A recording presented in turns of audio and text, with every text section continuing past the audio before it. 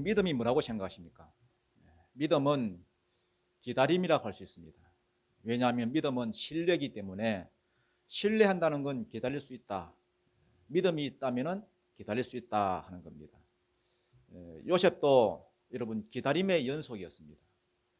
구덩이에 빠졌을 때도 풀려날 걸 기다리고 감옥에 들어갔을 때도 또 풀려날 걸 기다리고 기다림이 계속됐습니다. 근데 뜻대로 잘 안 됐죠.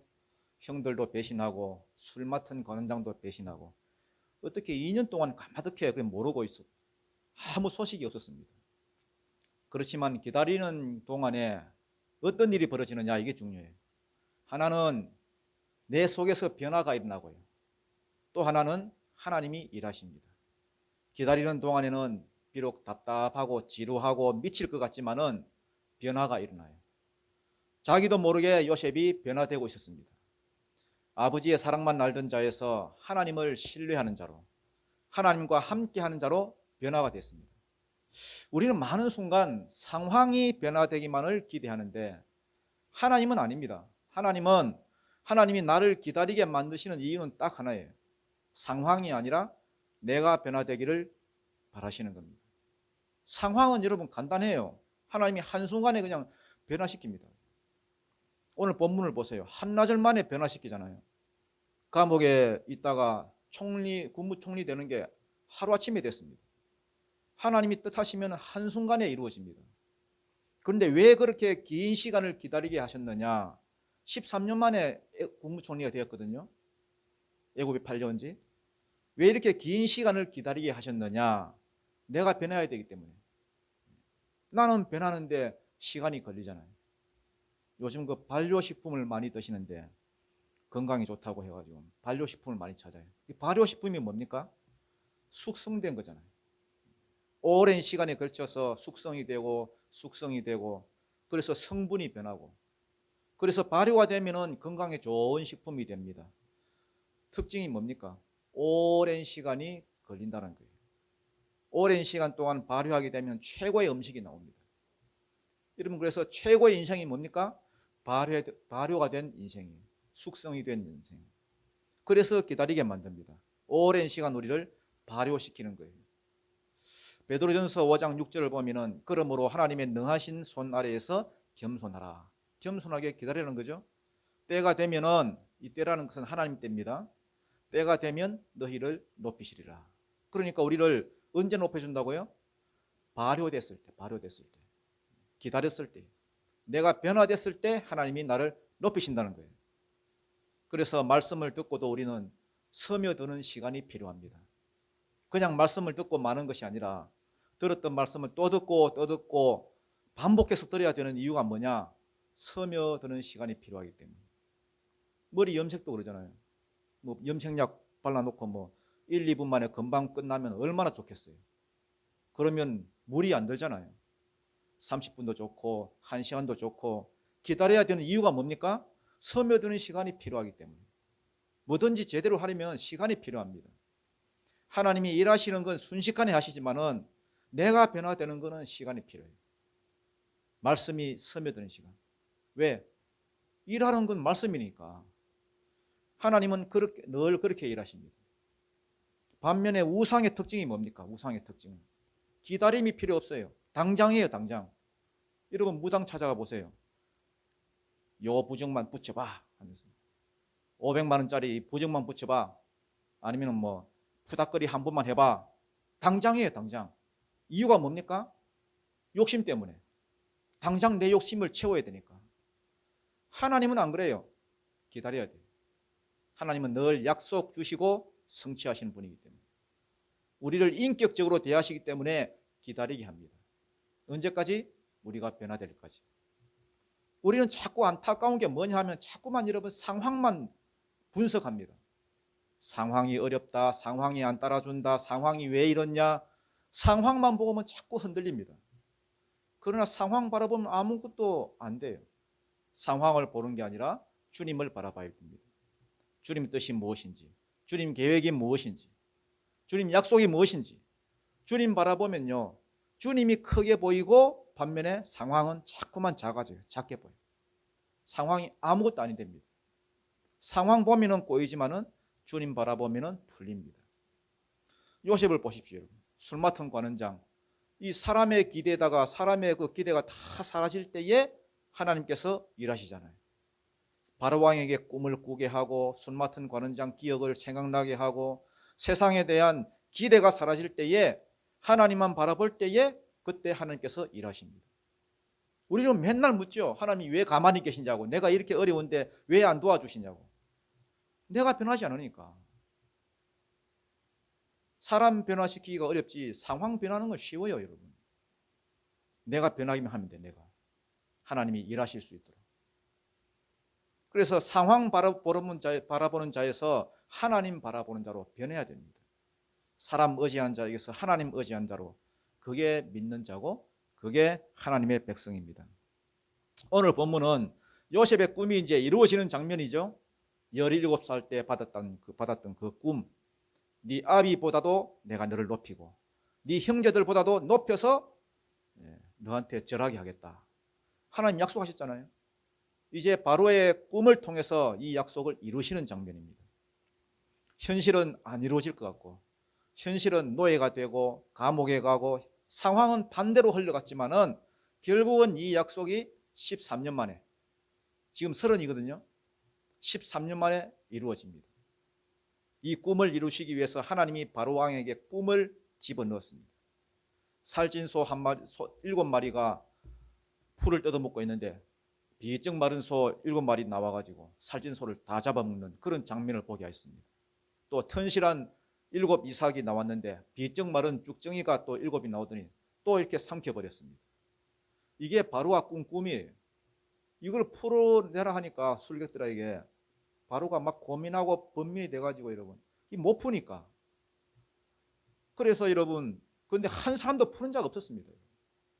그때의 술 맡은 관원장이 누구를 기억하고? 요셉을 기억하고 하나님께서 일하시는 거죠. 그래서 여러분 요셉이 딱 듣고는 그냥 한 방에 해석을 합니다. 아, 살진소 7은 7년 풍년이다. 빼빼 마른 소 이거는 7년 흉년이다. 7년 풍년이 있다가 7년 흉년이 있을 것이다. 근데 뒤에 오는 그 흉년이 너무나 크고 심해서 그 앞에 풍족한 것은 다 잊어버릴 것이다. 꿈 내용을 시원하게 쫙 풀어줍니다. 그러고는 물어보지도 않았는데 요셉이 해결책도 제시해요. 지혜롭고 똑똑한 관리를 세워서 풍년 때에 수확의 5분의 1을 거둬놔라. 그 다음 풍년 때를 대비해서 창고를 많이 짓고 거기다 처지해 놔라. 그러면은 안 망하고 살 수 있을 것이다. 해결책을 요셉이 제시합니다. 그러니까 바로가 뭐라고 하느냐?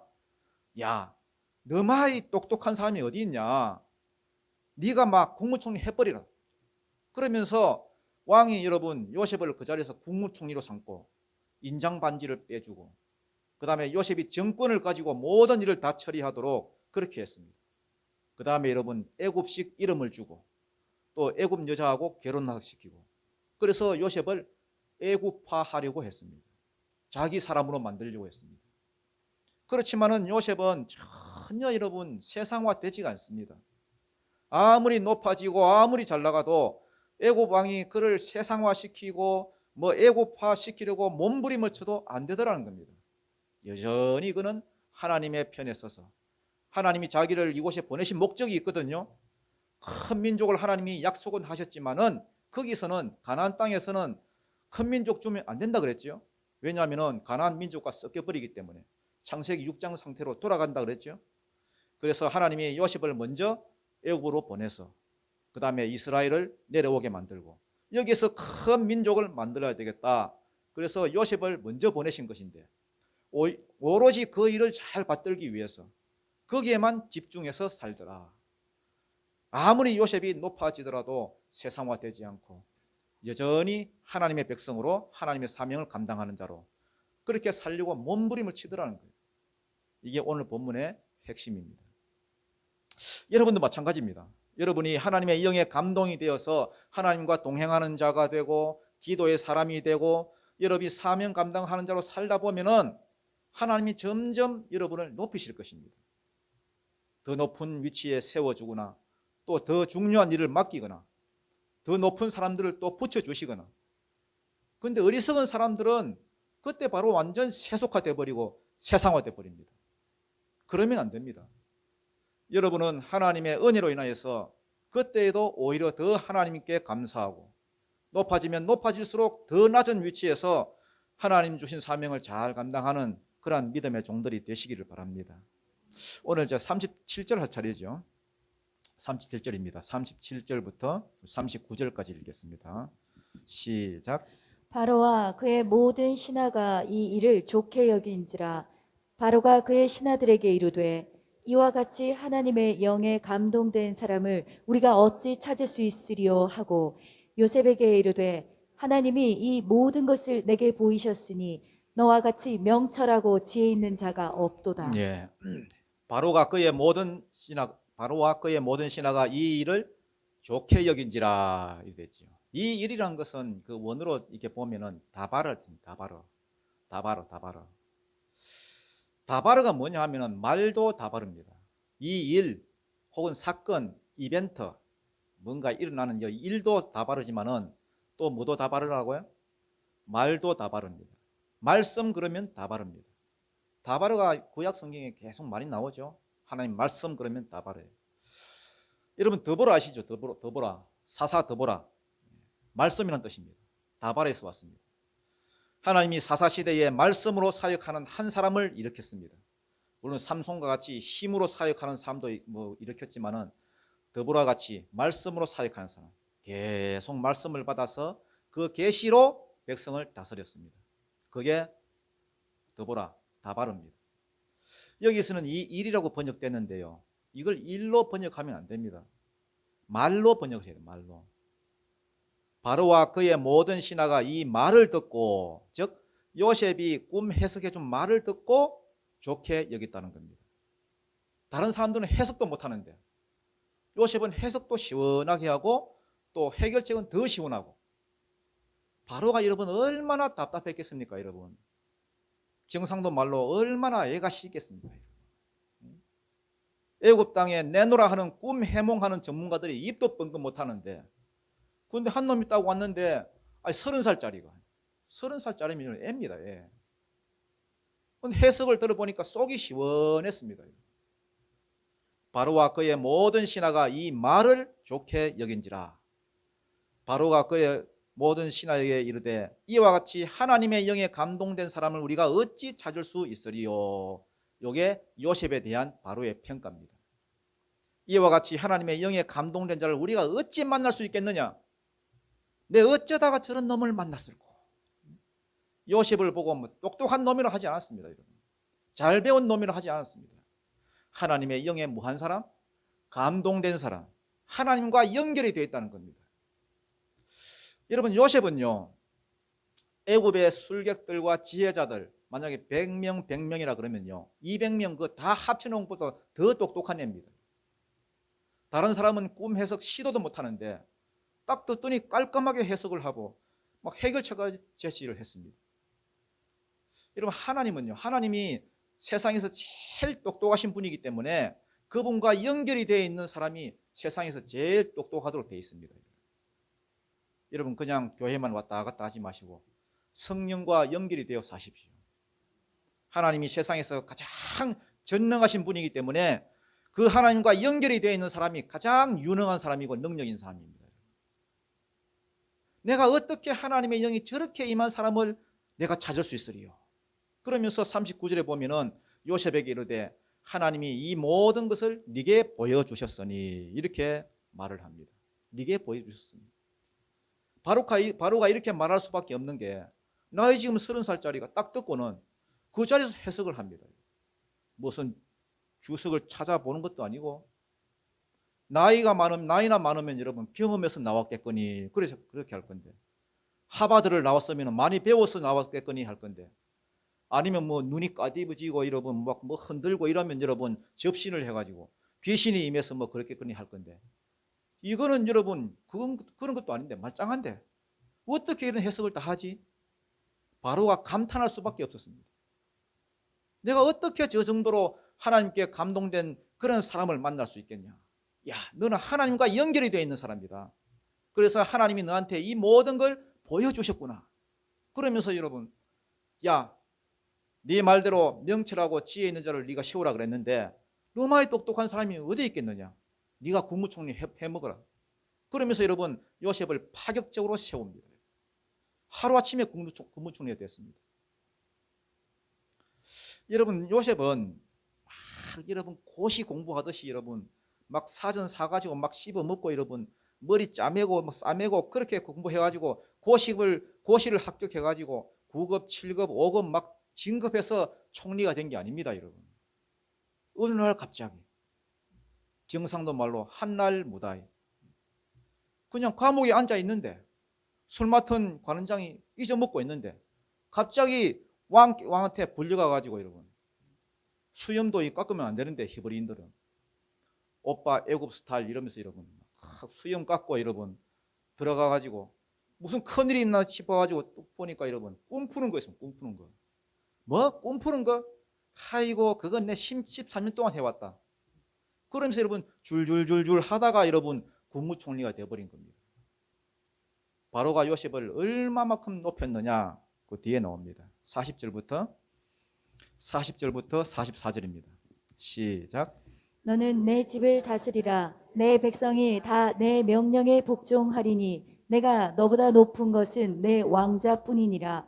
바로가 또 요셉에게 이르되 내가 너를 애굽 온 땅의 총리가 되게 하노라 하고 자기의 인장 반지를 빼어 요셉의 손에 끼우고 그에게 세마포 옷을 입히고 금사슬을 목에 걸고 자기에게 있는 버금 수레에 그를 태우매 무리가 그의 앞에서 소리 지르기를 엎드리라 하더라. 바로가 그에게 애굽 전국을 총리로 다스리게 하였더라. 바로가 요셉에게 이르되 나는 바로라. 애굽 온 땅에서 내 허락 없이는 수족을 놀릴 자가 없으리라 하고 예, 내 백성이 다 네 명령에 복종하리니 내가 너보다 높은 것은 뭐밖에 없다? 보좌밖에 없다. 요즘 말로 여러분 네가 실세다 하는 겁니다. 네가 실세다. 바로니까 바로 바핵관 하여튼 뭐 여러분 많은 국무총리들이 뭐 있지만은 말만 국무총리지 여러분 실제로는 왕 따까리입니다. 여러분. 요즘 같으면 대통령 따까리. 대통령이 뭘 잘못하면은 국무총리가 책임을 지고 제가 책임지고 물어나겠습니다. 이런 역할을 하고. 근데 요셉은 안 그렇습니다, 여러분. 네 마음대로 해라. 내가 너보다 높은 것은 보좌밖에 없다. 그러면서 인장 반지를 줬습니다. 인장 반지는 그냥 반지가 아닙니다, 여러분. 옛날 같으면 옥새입니다, 옥새. 그거 가지고 찍어버리면은 그거 온 나라에 그냥 방 다 붙고 여러분. 그게 곧 법입니다. 아나 이거 가져가라. 자기 인장 바지를 뺏어줬습니다. 이걸 보면 왕이 얼마나 요셉을 신뢰하는지 알 수 있지요. 왜냐하면 나라의 흥망성쇠가 얘한테 달려 있으니까 진짜 다 줘버렸습니다. 자기의 인장 반지를 빼서 요셉의 손에 끼우고 관리들이나 입는 그 세마포 옷 요즘 같으면 뭡니까? 요즘 같으면 어떤 옷이에요? 뭐 아르마니 정장 뭐 이런 거 입혔다는 거예요.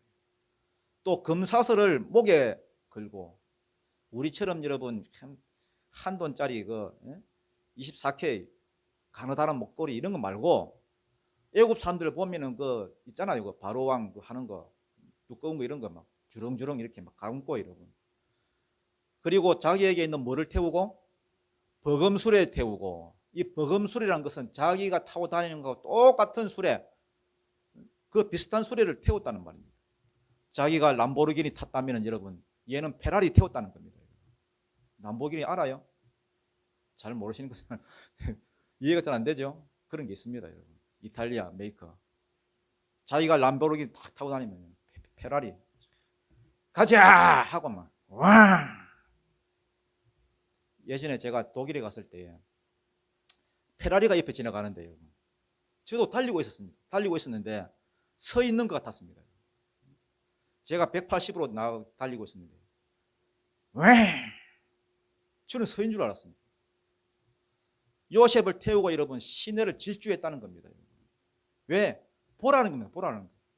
왜? 요셉을 높여야 되니까. 지금 애국 사람들은 요셉이 누구 이럴 거 아닙니까? 여러분. 그런데 요셉이 하루아침에 세워져서 모든 그 국사를 끌고 나가야 되니까 더 높이는 거예요. 더. 그래 놓고 뭐라고 하느냐? 44절에 나는 바로라. 애굽 온 땅에서 내 허락이 없이는 뭘 놀릴 수 없을 것이다. 수족을 놀리는 자가 없을 것이다. 이 말은 네 마음대로 하라는 겁니다. 모든 걸 다 줘버렸습니다. 요셉이 국무총리 되는 데는 여러분 한나절도 걸리지 않았습니다. 문제는 뭐냐? 요셉이 변화되는 데 시간이 많이 걸렸습니다. 사람 변화되는 게 시간이 걸리지 상황 변하는 건 여러분 일도 아닙니다. 여러분 하나님이 일하시기만 하면 순식간입니다. 여러분. 바이런의 시처럼 어느 날 아침 눈 떠보니 내가 영웅이 되어 있더라. 요셉에게 하루아침에 이런 부와 권세가 다 주어졌습니다. 45절 한번 볼까요? 시작. 그가 요셉의 이름을 사브나 파네아라 하고 또 온의 제사장 보디베라의 딸 아스낫을 그에게 주어 아내로 삼게 하니라. 요셉이 나가 애굽 온 땅을 순찰하니라. 예. 지금 요셉에게 이제 애굽식 이름을 이제 하사했는데 뭐라고 되어 있습니까? 사브낫 바네아. 이거는 세상의 구원자 이런 뜻입니다. 세상의 구원자 혹은 생명의 구원자 이런 뜻입니다. 나중에 여러분 진짜 세상을 살리는 일을 하잖아요. 흉년과 기근에서 세상을 구원내잖아요. 요셉을 지금 뭐 하는 겁니까? 애국파 시키는 겁니다. 창시 계명을 통해 가지고. 그 다음에 온이라고 하는 지역이 있습니다. 온. 그 온의 제사장 보디베라. 이것은 이제 태양신을 섬기는 제사장인데요. 보디베라의 딸 아스낫을 또 아내로 줍니다. 이것도 뭡니까? 애국파 시키는 과정이죠. 내 사람 만드는 작업입니다. 지금도 미국에 가면은 그냥 시민권이 생기는 게 아니고요. 이런 시민권을 가진 어떤 사람과 그 결혼을 하게 되면은 금방 시민권이 나오잖아요. 이것도 마찬가지입니다. 제사장 가문하고 이렇게 결혼하려고 하면 보통 사람은 안 됩니다. 이거 신하들도 안 되고요. 왕가들만 제사장하고 결혼시킬 수 있습니다. 근데 요셉을 붙여줬습니다. 요셉을 로얄층으로 만듭니다. 상류층으로. 지금 뭐 하는 중입니까? 애국파 시키는 겁니다. 다른 말로 말해서 세속화. 높은 관직을 줌으로써 자기 사람 만들겠다는 거예요. 왜? 이런 인재가 없으니까. 야, 너 히브리로 살면은 안 된다. 애굽 사람으로 살아라. 그래서 영원히 내 사람을 삼겠다. 이게 바로의 정책이었습니다. 그래서 더 높이는 겁니다. 요즘도 여러분 많은 그리스도인들이 실수를 하는 게 그런 겁니다. 낮은 자리에 있을 때는 내가 하나님밖에 없어요. 하나님이 최고예요. 이러면서 하나님만 바라보고 하나님께 헌신하고 살았는데 어느 날 하나님께서 자기를 높여서 더 큰 자리에 앉혀놓으면은 그때부터 태도가 달라집니다. 자리가 높아지면 높아질수록 그 조직에 충성하느라고 아니면 더 높은 사람에게 충성하느라고 온통 거기에 정신이 다 팔려버립니다. 그러면서 예배도 등한시하고 기도 시간도 줄여버리고 하나님께 예배드리는 시간보다도 그 사람하고 한번 공치는 게 더 가치 있는 것 같고 조직에 따까리 되거나 아니면은 그 더 높은 사람 그 사람의 따까리가 되어버리고 완전히 여러분 세속화돼 버립니다. 46절부터 49절입니다. 시작. 요셉이 애굽 왕 바로 앞에 설 때에 30세라. 그가 바로 앞을 떠나 애굽 온 땅을 순찰하니 7해의 풍년에 토지 소출이 심히 많은지라. 요셉이 애굽 땅에 있는 그 7년 곡물을 거두어 각 성에 저장하되 각 성읍 주위의 밭의 곡물을 그 성읍 중에 쌓아두매 쌓아둔 곡식이 바다 모래같이 심히 많아 세기를 그쳤으니 그 수가 한이 없음이었더라. 예, 요셉이 애굽 왕 바로 앞에 설 때에 몇 세? 30세. 예. 요셉은 여러분 모든 면에서 예수님의 모형입니다. 보통은 뭐 한두 가지 모형인데 요셉은 모든 면에서 예수님의 모형입니다.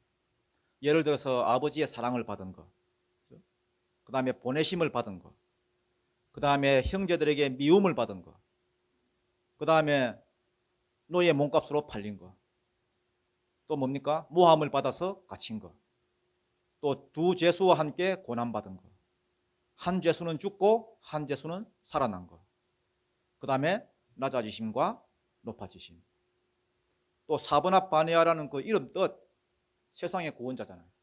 세상의 구원자. 이방인을 아내로 삼은 것 마찬가지죠. 예수님 우리를 신부로 삼아 주셨잖아요. 또 30살에 공생애를 시작하신 것. 그 다음에 형제들을 나중에 용서해 주는 것. 요셉은 또 죄가 안 나옵니다. 죄 없이 고난당한 것. 모든 면에서 요셉은 예수 그리스도의 모형이었습니다. 예수님의 그림자고 모형이에요. 요셉이 애굽 앞에 섰을 때에 30세라 그가 바로 앞을 떠나 애굽 온 땅을 순찰하니. 자, 여러분 국무총리가 되자마자 애굽 전역을 순찰합니다. 순찰합니다. 여러분 같으면 제일 먼저 뭐 했겠습니까? 제일 먼저 뭐 했겠어요? 예? 국무총리 딱 되자마자 복수할 생각 안 났겠어요? 제일 가까이는 뭐 술 맡은 관원장, 자기를 풀어주기로 약속했던 사람. 야, 이러봐 새끼야, 너 기억력이 안 좋네? 기억력 향상시켜줄까? 주리를 털어라 이러면서. 그리고 여러분 저거 자기를 팔아넘긴 그 자기 형들, 그 거리가 얼마 안 됩니다. 여러분 일주일밖에 안 됩니다. 여러분. 거리가 거기 자객을 보내든지 암살을 하는 사람 보내든지 가서 죽여라 이러든지. 그 다음 누구겠어요? 보디발의 아내겠죠. 보디발의 아내. 야, 잡아와. 아줌마 이리 와봐. 뭐? 내가 유혹을 했다고? 나 눈 높아. 거울이나 봐. 가만히 놔둬도 여러분 얼마나 여러분 제명에 살겠어요. 여러분 두려워가지고. 그런데 그런 게 전혀 없습니다. 여러분. 하나님이 우리에게 힘을 주시지 않는 이유가 이런 것 아니겠습니까? 나한테 힘 줘놓으면 용서하고 일하는 데 써야 되는데 보복하는 데 써버리잖아요. 힘이라는 건 여러분 준비된 자에게 줘야, 그래야 부작용이 없습니다. 돈도 여러분 준비가 안 된 사람에게 돈 생겨봐요. 그 죄 짓는 데 다 써버리죠. 하루아침에 여러분 로또가 돼가지고 신세 망친 사람이 얼마나 많습니까? 준비가 없이 돈이 생겨버리니까 그래요. 그래서 하나님이 요셉을 훈련시켰습니다. 국무총리로 만들기 전에 훈련시켜요. 하나님만 바라보도록. 그래서 강대국의 총리가 됐는데도 힘을 남용하는 게 없잖아요. 힘을 남용한 게 없어요. 나중에 형들을 만나서 다 용서했죠. 지금도 여러분이 아셔야 될 게 있는데 하나님이 여러분을 달아보십니다. 작은 거, 조그마한 거 하나 줘보시고 그걸 어떻게 사용하는지 보고 계십니다. 그래서 작은 일에 충성하고 선한 일에 사용하고 그러면은 더 큰 것으로 또 맡겨주십니다. 모든 원리가 그렇습니다. 사람은요, 죄인이기 때문에 살다 보면은 자꾸만 도끼가 생깁니다. 도끼가 나옵니다. 특히 상처가 많은 사람, 어릴 때 상처가 많은 사람, 은연중에 도끼가 나와요. 억울함이 많은 사람, 무조건 도끼가 나와요. 자꾸 여러분 말마다 여러분 나는 억울한 일 많이 당했어, 상처가 많아, 이런 사람 여러분 조심하시기 바랍니다. 도끼가 나와요. 요셉 상처 많은 사람이었습니다. 태어날 때 보니까 환경이 좋지 않았어요. 아버지가 아내가 넷이잖아요. 요셉이 뭐 엄마가 넷인데 어떻게 그 이름은 엄마를 어떻게 불렀을까요? 1엄마, 2엄마, 3엄마, 4엄마. 굉장히 여러분 이거 상처 아니겠습니까? 거기다가 자기 친엄마는 일찍 죽었어요. 그리고 달랑 하나 있는 그 친동생 베냐민 작별 인사도 못하고 헤어졌습니다. 노예로 팔려왔어요. 원래는 형들이 죽이려고 했지요. 죽이려고 했지만 결국 팔려왔고, 이거 전부 상처죠. 이거 트라우마죠.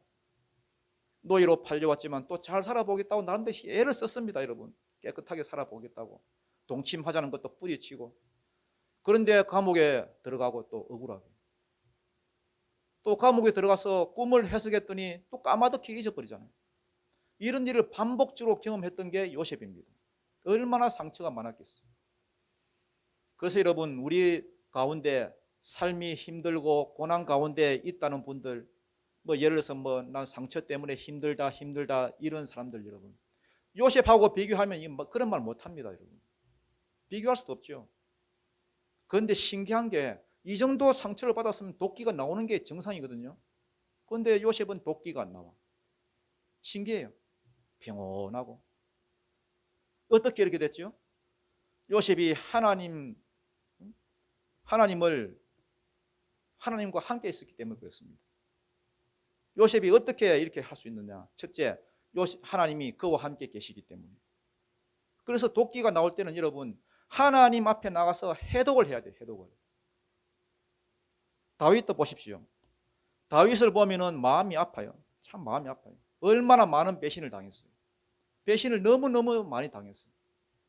자기 주변에 사랑받아야 될 사람한테는 전부 다 배신을 당했습니다. 일단 부모가 배신했어요.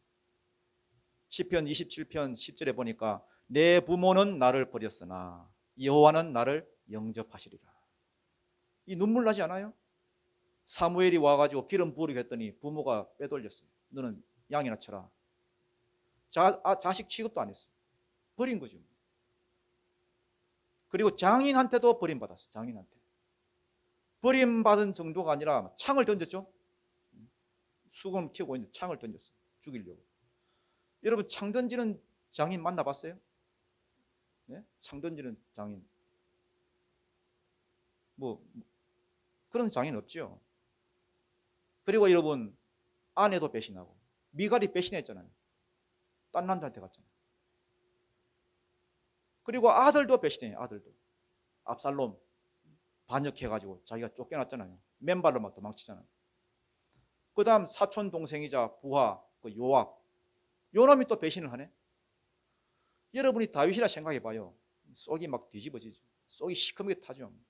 이 불쌍한 사람이었다. 사실은 다윗이. 다윗도 이해가 가. 시편 109편 2절부터 5절을 읽어보면요, 이런 말이 있어요. 2절부터 4절을 읽어보면은 그들이 악한 입과 거짓된 입을 열어 나를 치며 속이는 혀로 내게 말하며 또 미워하는 말로 나를 두르고 까닭없이 나를 공격하였습니다. 나는 사랑하나 그들은 도리어 나를 대적하니 나는 기도할 뿐이라. 이런 말이 있어요. 거친 말들이 막 쏟아져 나오죠. 어떻게 다윗의 입에서 이런 거친 말이, 험한 말이 나올까 싶을 정도로. 그 다음에 6절부터는 아예 막 저주를 해야 됩니다. 저주를. 그대로 한번 읽어드리면 한번 읽어보세요. 6절부터 13절까지. 시작. 악인이 그를 다스리게 하시며 사탄이 그의 오른쪽에 서게 하소서. 그가 심판을 받을 때에 죄인이 되어 나오게 하시며 그의 기도가 죄로 변하게 하시며 그의 연수를 짧게 하시며 그의 직분을 타인이 빼앗게 하시며 그의 자녀는 고아가 되고 그의 아내는 과부가 되며 그의 자녀들은 유리하며 구걸하고 그들의 황폐한 집을 떠나 빌어먹게 하소서. 고리대금하는 자가 그의 소유를 다 빼앗게 하시며 그가 수고한 것을 낯선 사람이 탈취하게 하시며 그에게 인애를 베풀 자가 없게 하시며 그의 고아에게 은혜를 베풀 자도 없게 하시며 그의 자손이 끊어지게 하시며 후대에 그들의 이름이 지워지게 하소서. 예.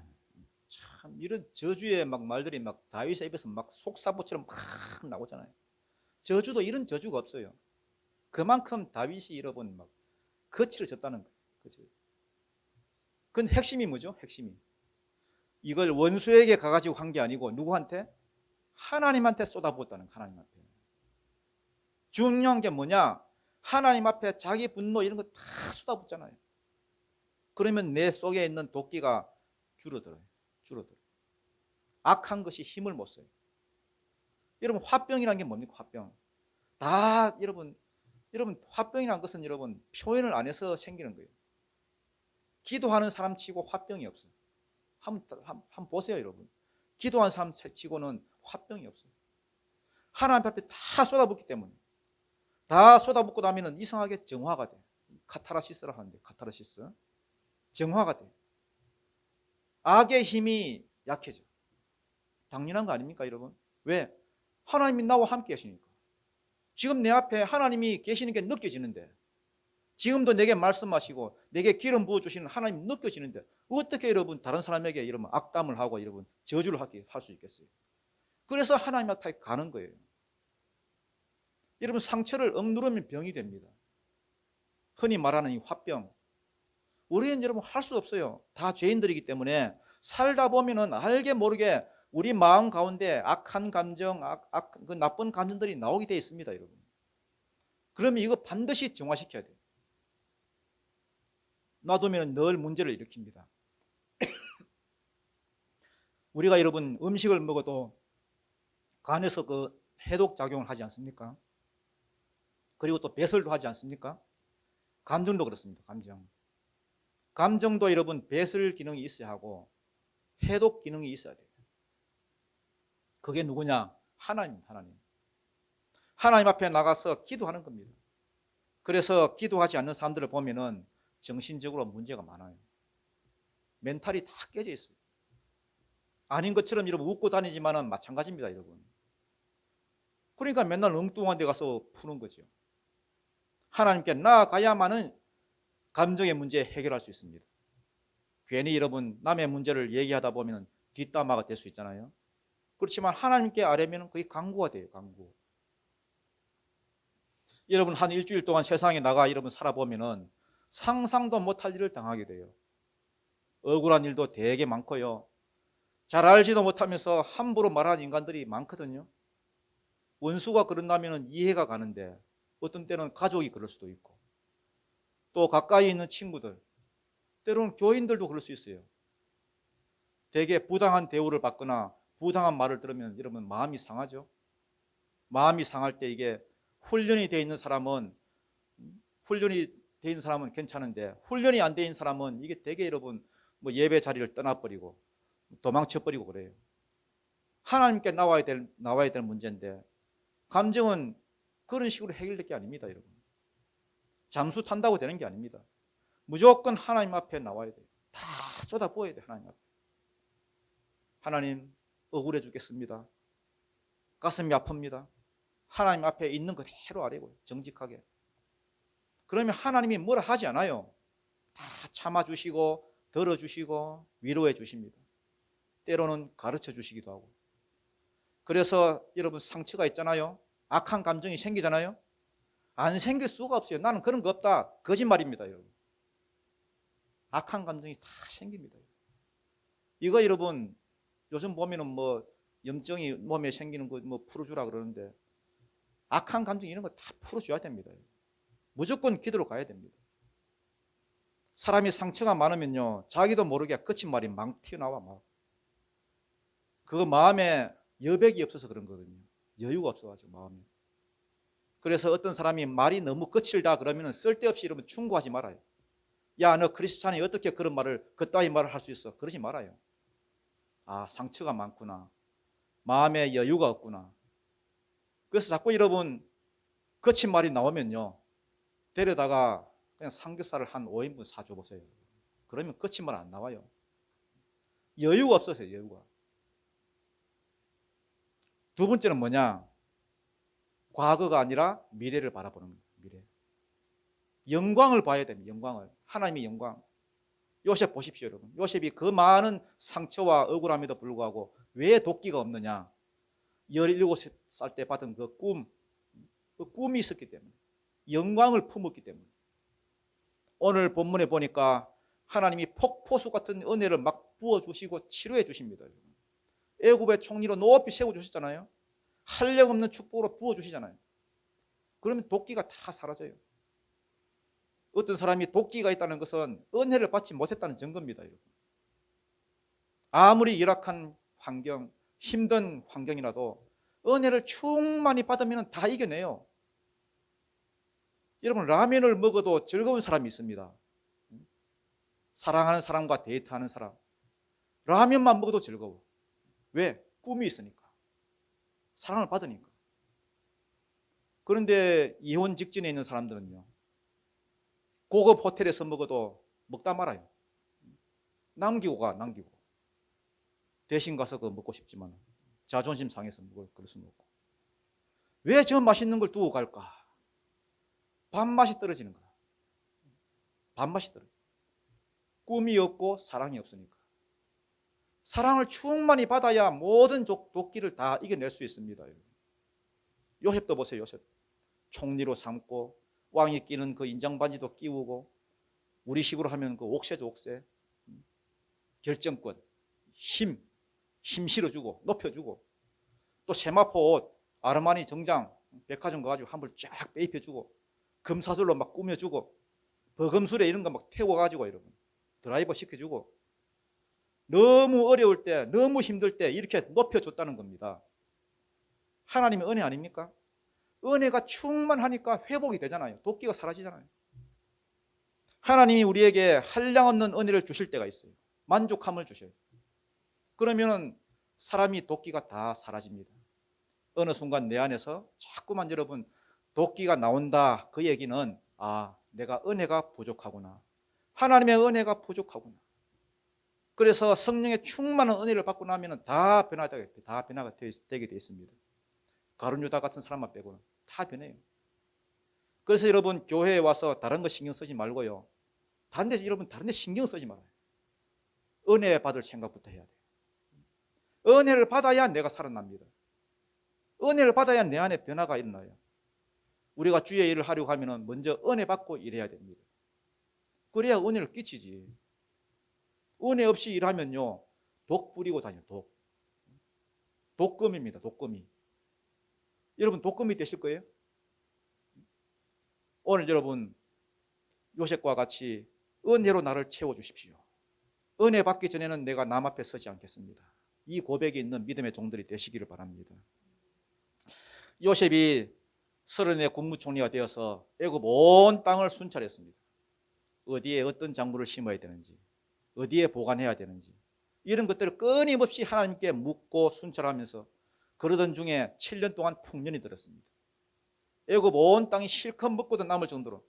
그래서 5분의 1을 여러분 걷어가지고 그러니까 창고에 다 채워넣죠. 50절부터 52절 하십니다. 시작. 흉년이 들기 전에 요셉에게 두 아들이 나되 곧 온의 제사장 보디베라의 딸 아스낫이 그에게서 낳은지라. 요셉이 그의 장남의 이름을 므낫세라 하였으니 하나님이 내게 내 모든 고난과 내 아버지의 온 집 일을 잊어버리게 하셨다 하며, 차남의 이름을 에브라임이라 하였으니 하나님이 나를 내가 수고한 땅에서 번성하게 하셨다 함이었더라. 예. 흉년이 들기 전에 요셉이 두 아들을 낳았습니다. 몇 아들? 두 아들. 첫 번째 아들 이름이 뭐냐? 므낫세입니다. 이름 뜻은 잊어버림.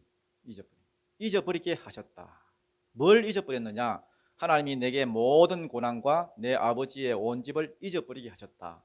아버지 집에 있었을 때에 형님들이 자기를 판 것, 또 보디발의 집에서 노예로 고생한 것, 이런 모든 일들이 뭐였다는 겁니까? 잊혀졌다는 겁니다. 잊자. 에이씨, 정신건강이 안 좋다. 우울증 온다. 잊어버리자. 이래가지고 잊은 게 아닙니다, 여러분. 하나님이 잊게 해주신 것입니다. 하나님. 여자들이 여러분 애를 가지면은 10달 동안 막 이 뜻을 하고 애가 막 발길질하고 아이고 힘들다 이러다가요. 또 애 낳을 때 여러분 그 고통, 저는 여자가 안 돼봐서 잘 모르겠지만 고통이 심하다 그래요. 힘주면서 막 이빨 갈면서 여러분 다시는 네 새끼 낳나봐라 이러다가 여러분 애가 태어나고 애가 빵긋 웃으면서 엄마 이렇게 하는 순간 그동안 여러분 모든 고통이 싹 사라집니다. 한 1년 지나면 또 나을까 이래 됩니다. 하나님이 요셉을 요셉을 보실 때 여러분 그 영광이 얼마나 좋았던지 하나님이 높여주실 때 요셉이 이 자에서 잊은 게 아닙니다. 여러분 하나님이 나로 지난 모든 13년 동안의 고난들을 잊어버리게 해주시더라. 이게 수동토로 되어 있습니다. 잊은 것이 아니라 잊혀지는 것입니다. 그 다음 둘째 아들을 낳았는데 이름이 뭐라고요? 에브라임입니다. 에브라임. 창대하다, 번창하다 이런 뜻입니다. 거기도 보면 뭐라고 되어 있습니까? 하나님이 내가 수고한 땅에서 나를 뭐하게 해주셨다? 번성하게 해주셨다. 어떤 사람은 이렇게 말합니다. 막 잘 나가면 여러분 야 해냈다. 네가 이기나 내가 이기나 해보자. 그래서 내가 해냈다. 아니면 바로왕을 보고 당신이 나를 높여주셨습니다. 이랬을 것입니다. 그런데 요셉은 안 그래요. 바로가 아무리 여러분 애국화 시키려고 하고 세속화 시키려고 하고 자기화 시키려고 했지만은 요셉은 변함이 없습니다. 이름만 사브납 바니하고 옷만 애국 옷으로 갈아입었을 뿐이지 아내만 애국 여자였을 뿐이지 요것만큼도 그 삶에 흔들림이 없습니다. 세속화되지 않습니다. 오히려 그에게 붙은 사람들이 다 교회가 되어지고 기독교화 되어지고 복음화 되어지는 것입니다. 변함이 없습니다. 하나님의 백성으로서 정체성을 지키고, 그래서 아들을 머나세라 이름 짓고 에브라임이라 이름 짓고, 하나님이 나를 높여주셨다, 하나님이 나를 있게 해주셨다, 하나님이 나를 번성케 해주셨다, 그렇게 고백을 하는 것입니다.